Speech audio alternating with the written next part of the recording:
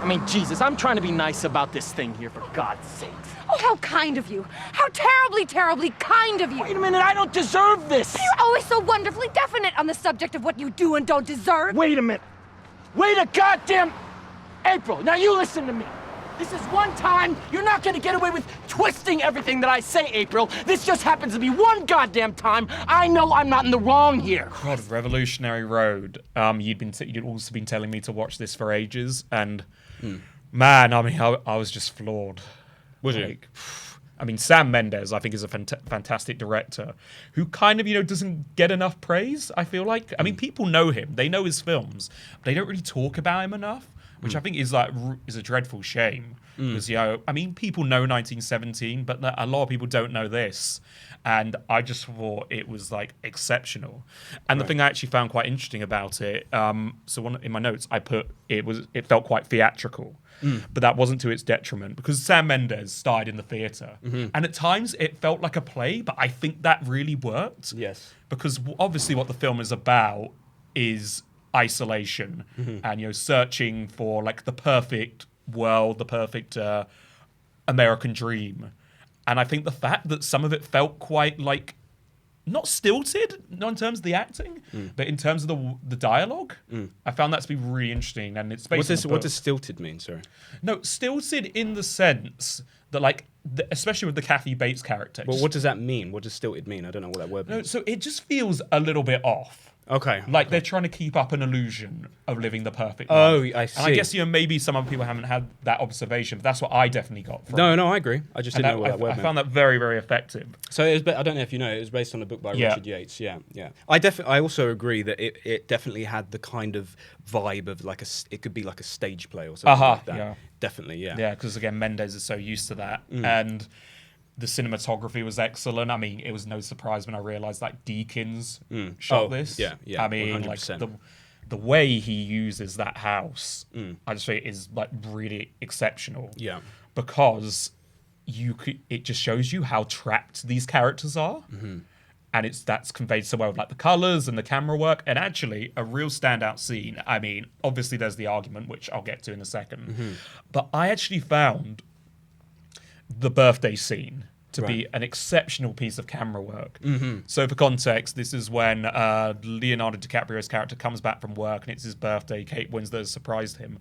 And then we follow them through the house, and then you realize they've got children. Yeah. And I found that so effective. Such a cool reveal, yeah. Yeah, and we've already seen that they're not perfect people. I mean, they're pretty awful people, the both of them. And he's already out there cheating on his wife. And the fact that they have kids, that really felt like a gut punch to me. And I just thought that was really exceptional. Yeah. Exceptional. I just want to also just mention that this is probably one of my favorite films of all time. I'm more of a television fan.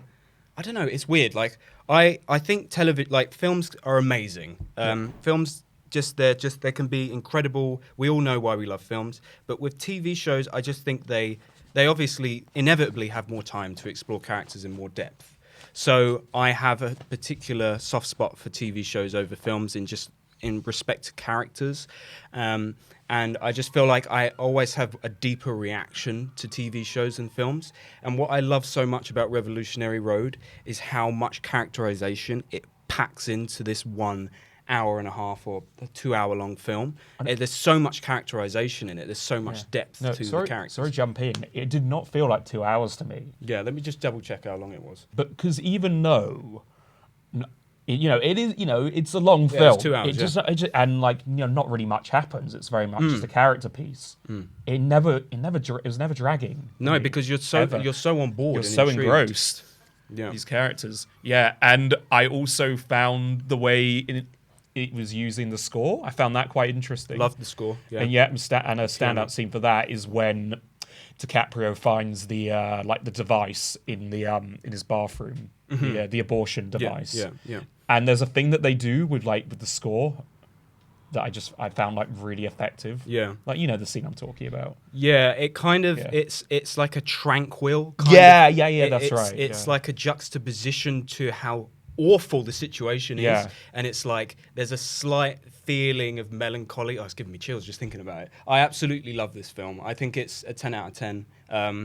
I'm glad you enjoyed it. I also like how it plays with time, because it's like the opening scene is them first meeting, and there's so much romance there. There's just so much lust and attraction, and then the way it just sucks you in by then juxtaposing it to a scene. Obviously, they've been in the relationship for a few years, and that argument in the car, and they're just clashing heads, and there's so much tension in it, and you think, wow, usually with these films you're following the journey and you slowly see it, but it's like, no, let's take you straight to the moment where they are so fucked up. There's so much tension between them. There's so much shit between these two characters. The final argument, it's just so effective, because you're watching all these emotions boil over in like just in one moment. And like all their rage, the acting, being unleashed, it's crazy. Both of their acting. I think that's probably like some of Kate Winslet's best work. Might be her best work. What do you think about Leo? And I mean, Leo's Leo. He's fantastic. Just Leo, You know, he's very good. He's good at angry, isn't he? He is fantastic. He's a good yeller. Yeah. It's like you say, it's a film where spectacle-wise, there's nothing's really happening, but you're just so on board with the characters. And I think what makes it so engaging to me is that in every argument scene, neither person is in the wrong. They both have their sides of the argument. That's what I found quite interesting, is that they are, on the surface, they're both quite unlikable people. But you realise they are just victims of the world and society they live in. Yeah, and you realise, okay, you know, they're both inherently selfish, but they're not like, I don't know, they're not evil. I mean, how would you compare this film to Marriage Story? Because that is often the comparison that people use. Yeah, it's weird, because I don't know if it was just related to the context of the time when I watched it. I watched it when I was very young, Revolutionary Road. It was actually one of the first films that kind of got me into cinema, actually. It was one of the first films that kind of explored so much depth in characters in a way that was so subtle, and it just floored me, and I went back to it so many times. So when I compare it to Marriage Story, I'll admit this is a bad comparison from me, because I haven't watched all of Marriage Story, because I didn't like it. I didn't like Marriage Story. Okay. I think I stopped watching after an hour. So I don't know. I don't know. It just doesn't resonate with me. I will definitely go back to it at some point and actually make a better comparison, because I know that there are some scenes that are very, very similar in terms of just the dynamics between the characters. No, I think after seeing Revolutionary Road, I still think Marriage Story is a great film, but it's honestly quite a surface level comparison.